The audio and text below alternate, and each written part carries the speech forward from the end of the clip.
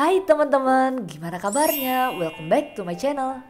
Menurut Wikipedia, negara Swiss adalah negara ketiga yang penduduknya paling happy sedunia. Dan setelah tinggal di sana nih hampir sebulanan kemarin, aku punya poin-poin penting tentang kebiasaan mereka yang bisa kita tiru biar hidup kita juga lebih happy. Jadi di bulan Oktober-November kemarin, aku main ke rumah adek yang tinggal di Swiss. Selama di sana, aku banyak memperhatikan kebiasaan orang Swiss.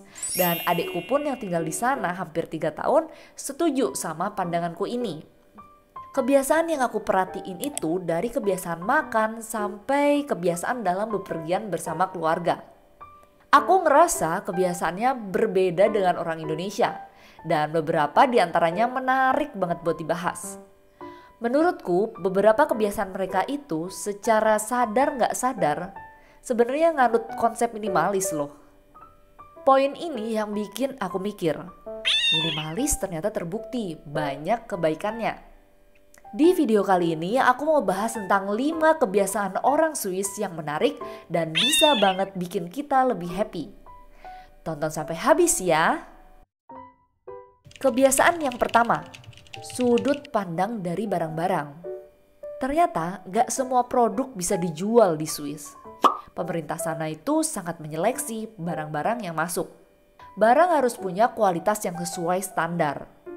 Barang made in China pun diseleksi juga. Karena barang yang masuk punya standar nih, orang-orang di sana jadi kebiasaan gitu buat selektif dalam beli barang. Sebisa mungkin awet dan nyaman digunakan. Barang memerlukan storage yang besar. Ini berpengaruh ke sewa rumah atau apartemen di sana. Logikanya nih, kalau kita beli barang, kita ngeluarin uang. Kalau kita beli barang, kita perlu storage besar. Yang ujung-ujungnya harus sewa apartemen yang lebih besar. Kos akhirnya gede banget. Akhirnya mereka cenderung punya barang yang sedikit, tapi benar-benar dipakai dan berguna. Kosnya itu besar di awal, tapi awet. Misalnya nih, dapur dari keluarga suami adekku udah berumur 20-an tahun. Kalau belum lihat gambarnya, yakin deh pasti ngerasa jadul dan ngerasa udah gak bagus. Padahal masih kelihatan modern banget. Mereka ngeluarin uang yang sangat besar buat beli kitchen set. Makanya mereka itu sangat ngejaga barang yang dia milikin. Perawatannya mesti amat baik.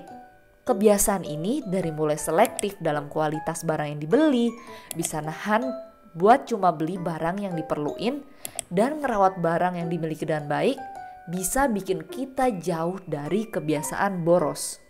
Yang kedua, sistem buang sampah yang berbeda. Kalau di Indonesia biasanya ada tempat khusus nih buat buang sampah. Terus nanti ada orang yang ambil sampah itu.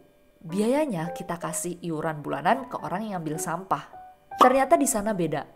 Jadi di sana nggak pakai bayar iuran kayak gitu. Tapi tiap kita beli kantong sampah, itu udah include biaya pengambilan sampah kita. Intinya yang mulung sampah itu udah digaji dari pembelian kantong sampah itu. Ukuran kantong sampah ini juga beragam dari kecil sedang besar. Ya nyesuaiin lah sama tempat sampah di rumah dan sering apa kita berniat buat membuang sampah. Terus nih menariknya, mereka punya banyak banget spot buat recycle barang. Di minimarket itu juga ada. Kalau orang memilah sampah kayak gini, jadinya sampahnya makin dikit. Dan kantong yang digunakan pun makin dikit juga. Jadinya lebih hemat. Memilah sampah baik banget buat bumi karena barang bisa di-recycle dan baik juga buat yang ngelakuin karena keperluan kantong sampahnya jadi berkurang. Yang ketiga, mereka sering menggunakan transportasi umum. Setiap pagi aku sering ngelihat orang-orang jalan kaki. Anak kecil antara umur 8 sampai 10 berjalan kaki sendiri ke sekolah. Ini bikin aku penasaran. Di Indonesia kayaknya udah jarang yang kayak gini karena takut anaknya kenapa-kenapa di jalan. Terus ada juga yang naik skuter dan bis. Adekku pun ke tempat kerjanya yang emang gak jauh dari rumahnya itu pakai skuter elektrik. Selain karena lingkungannya aman buat pejalan kaki, pesepeda, dan skuter, mereka juga gak malu buat naik kendaraan kayak gitu. Banyak temennya lah yang juga ngelakuin hal yang sama. Di Indonesia emang kita tuh jarang ngelakuin itu, karena belum semua tempat itu punya jalur khusus. Jadinya wajar kalau takut keserempet. Kalau jaraknya jauh, mereka bisa naik bis atau kereta. Itu jauh lebih hemat daripada naik kendaraan pribadi, apalagi kalau perginya sendirian. Di Jakarta sebenarnya ini tuh udah lebih umum karena punya fasilitas yang kayak gitu. Udah banyak trotoar yang nyaman buat pejalan kaki. Ada KRL dan MRT yang bisa dipakai buat nekan biaya transportasi. Selain itu, mereka emang cenderung tinggal di tempat yang gak jauh dari pekerjaannya. Jadinya mereka bisa sangat hemat buat ngeluarin uang transportasinya. Kalau gak butuh-butuh banget juga gak mau buat bepergian jauh. Yang keempat, tentang makanan. Dibandingin barang, makanan di Swiss itu mahal banget. Ini karena makanan sangat dipengaruhi dengan upah tenaga kerja di Swiss itu sendiri. Mereka juga punya standar dalam makanan. Jadi ya emang gak semua jenis bisa masuk ke dalam negara. Yang gak memenuhi standar, ya gak boleh masuk. Standar di sini diatur dari tingkat sehat atau enggaknya. Biaya hidup yang tinggi ini pengaruh banget dalam memilih makanan. Jadinya mereka itu cuma beli makanan yang pengen dimakan. Gak suka nyimpen makanan itu yang terlalu lama. Karena restoran mahal, jadinya banyak yang suka masak sendiri di rumah. Masak sendiri ini masih lebih hemat jatuhnya, karena servis di restoran itu sangat mahal. Buat masak pun, mereka cenderung makan makanan yang gampang ngolahnya. Ini bikin waktu yang dibutuhin buat masak jadi lebih sedikit kalau dibandingkan dengan orang Asia. Kalau menurutku nih ya, kayak nurunin taste makanan yang terlalu enak. Karena makanan di sana itu emang cenderung gak berbumbu rempah. Karena sangat mindful dengan makanan yang dibeli dan macamnya gak banyak, mereka juga punya kulkas yang ukurannya itu biasa. Jadi makanan di rumah itu mesti dihabisin dulu sebelum beli makanan lagi. Ini bikin mereka lebih jarang buat buang barang. Karena aku sendiri nih ya, masih aja nemu bahan makanan di rumah yang expired. Dan sedihnya mesti dibuang sebelum sempet diolah. Masak simple yang cenderung sehat, ukuran kulkas yang standar, bisa bikin hemat secara waktu dan uang. Yang kelima, spending weekend yang berbeda. Hari Minggu di Jakarta jalanan riuh banget, apalagi kalau kita pengen ke mall. Cari parkir butuh waktu yang lama, bisa sampai sejam. Pulangnya macet juga. Apalagi nih ya kalau jam pulangnya itu barengan sama orang-orang. Pemandangan macet ini beda jauh sama pemandangan di Swiss. Karena tiap hari Minggu toko dan mall tutup. Jadi mereka ngabisin waktunya buat ngelakuin hal lain.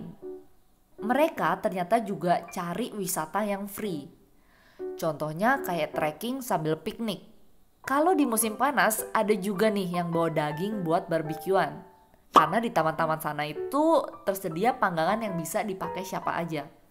Dan yang menarik, tempat wisata trekking ini juga sedia taman bermain buat anak-anak. Nyenengin banget deh. Trekking ke danau atau ke bukit bisa dilakuin sama siapa aja. Karena mereka emang punya banyak banget lokasi wisata yang gratis dan tingkat kesulitan yang berbeda-beda.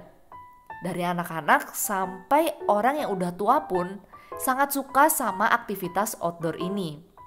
Aku sering lihat orang tua jalan-jalan sambil pakai 2 tongkat di tangan kiri dan kanannya sambil nanjak. Keren banget. Dari aktivitas di weekend aja udah kelihatan betapa jauh kebiasaan yang kita lakuin. Orang Swiss sebisa mungkin cari wisata alam yang free. Orang Indonesia spend banyak uang buat jalan-jalan dan belanja di mall.